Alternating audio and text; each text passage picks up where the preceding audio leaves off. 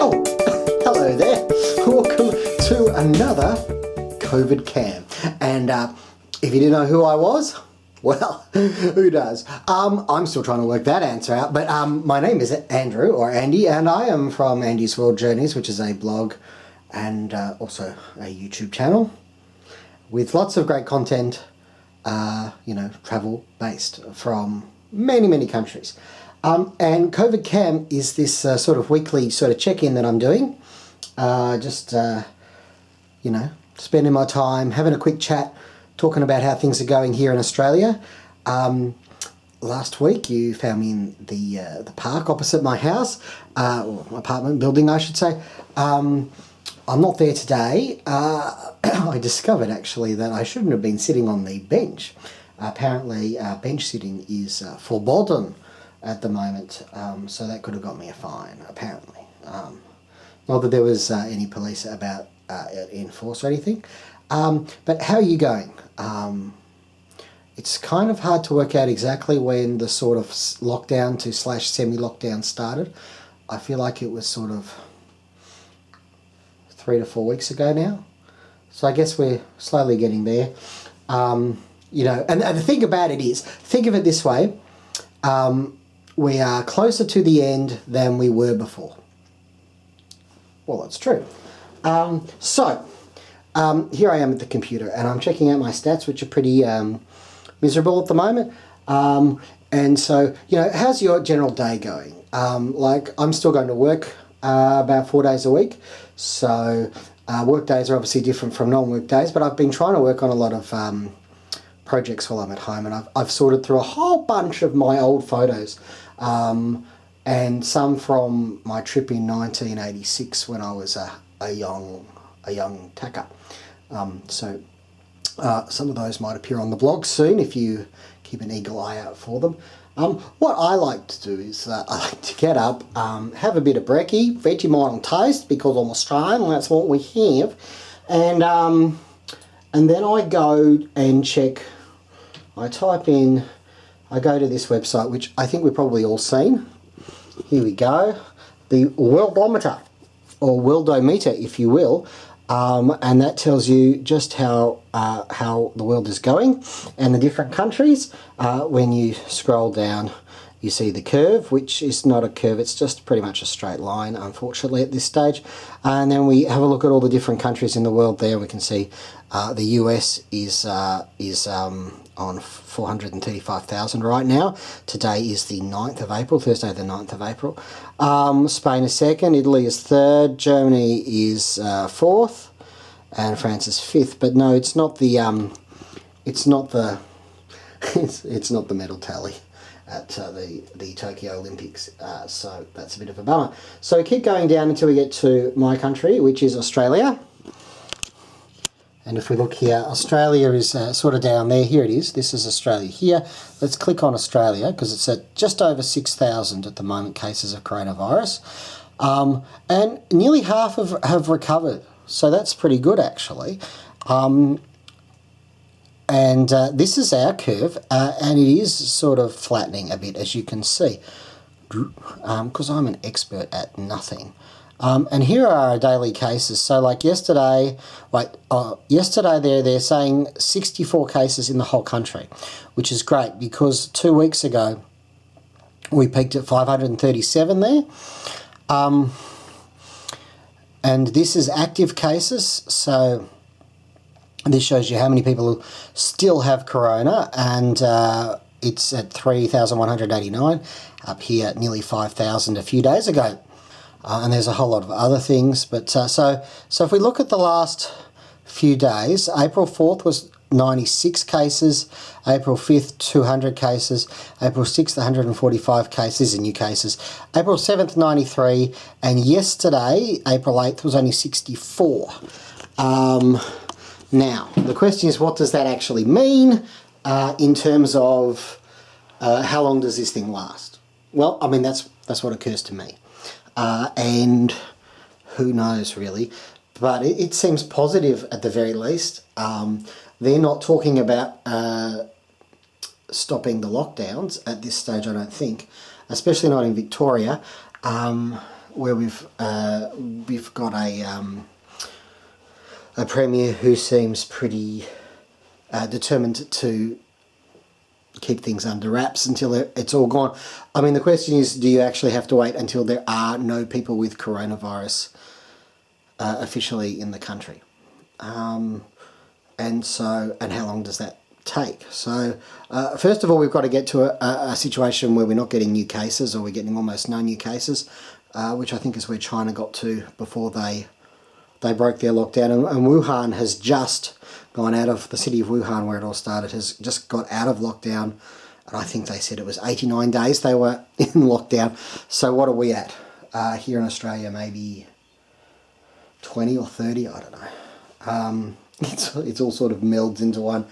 I think, no, well, it was just before the football season started, and the football season went for one round. That's the Aussie rules. And then it was stopped in its tracks, and they played that one round to empty stadiums. So that was like the 20th, 23rd. So let's say we had a week and a half, so it's about 3 weeks. So it actually hasn't been that long. So it's about 20 days, I'd say. So what I'd like to talk to you today about is this thing here is the TV. And as you can imagine, worldwide right now, it's getting quite the workout. And so what have I been watching? So what I'd like to call this is what not to watch under coronavirus lockdown, because there's two shows that I've been watching that really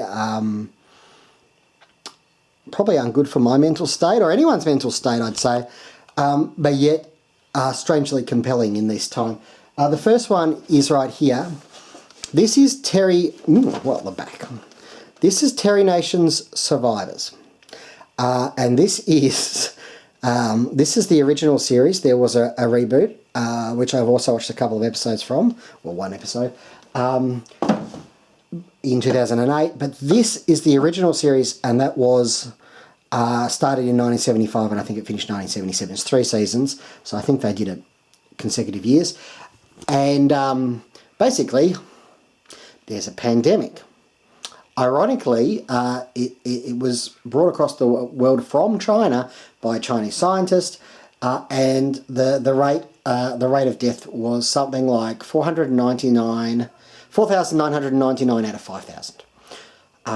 So the story after episode 1 is about a group of people who survived the pandemic that swept the world in a week or two, it looks, I think, and how they learn to rebuild. And it's really interesting because it makes you think a lot.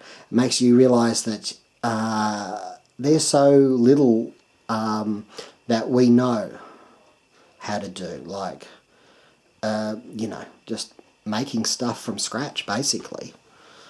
And so, what if the pandemic had swept like that one, and it had absolutely wiped out all the essential services, like what if there was no hospitals, no electricity and all that. And then they end up out in the countryside, and there's a lot more sickness that follows, and people die left, right and centre. The first series is really, really good. After that, apart from a couple of good episodes here or there, it fades away. And it's almost like a soap in season 2. They do keep the death count up though. So I mean, if you're into death count, then that might be good for you. So I don't know. As I said, I wouldn't recommend it for now. I think it's a great series, but I wouldn't recommend it for now. But it's strange when you start to watch it how you want to keep watching it. Okie dokie. Now, the other one that I wanted to talk about is in here somewhere. No, not well. Actually, here's one that I'm hoping to watch. Well, I've got the Blu-ray here. I just haven't taken it out of the plastic yet. I bought a whole bunch of stuff about 3 weeks ago, figuring that this was going to happen. Just before it did. Mr. Robot, which has Rami Malek in it, and it's supposed to be really, really good. I'm not really sure what it's about other than I think he plays a robot. But it says our democracy has been hacked. So that could play on the old conspiracy theory vibes, because conspiracy theories are huge right now. If you are not enjoying a good conspiracy theory about the whole COVID-19 thing, then where have you been? This is the one. This is the one here. The Handmaid's Tale with Elizabeth Moss. And yes, I'm into my dystopian dramas. I think it's fair to say. I do like a good dystopian drama. And this is the story of, you know, it's America in the future. Not the far future, though. And basically, there has been... there's been a civil war. Lots of people have died. But before the civil war, there was massive downturn in sterility across... No, increase in sterility across the human race. And so very few people are having babies.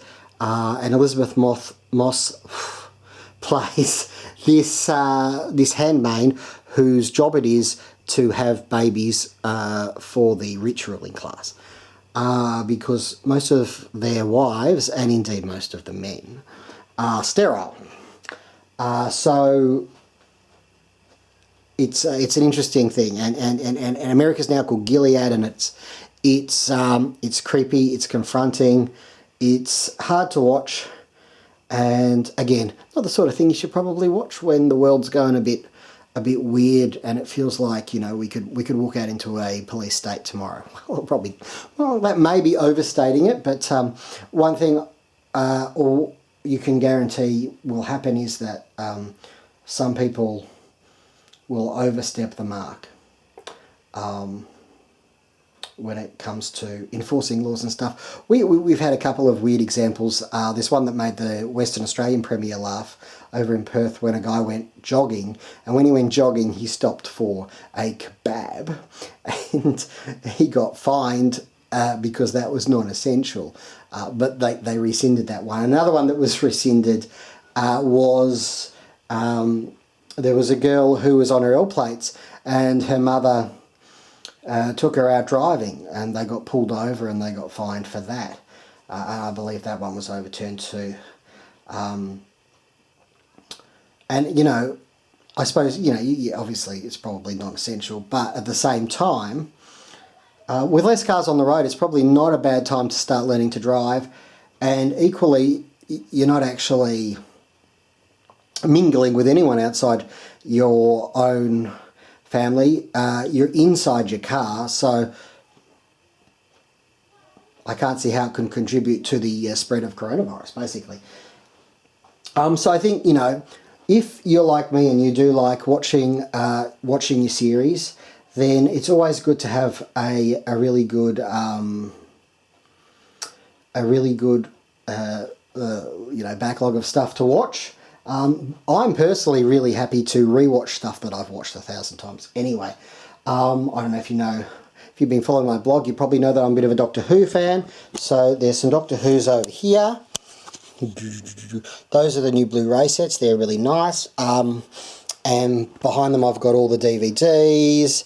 But right now I'm just starting series 6 of the new series, which is here. I just finished series 5 last night, and it was great. I mean, I've seen it before, but I really enjoyed it, which surprised me. Plus, I've got a whole bunch of movies that I could rewatch.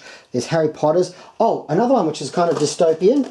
You know, and the world's basically dead, and the kids come back, is the 100. And I've still got the final series. I think it's the final series. There might be one more coming. I don't know. Of the 100. So that's another thing that's on my watch list.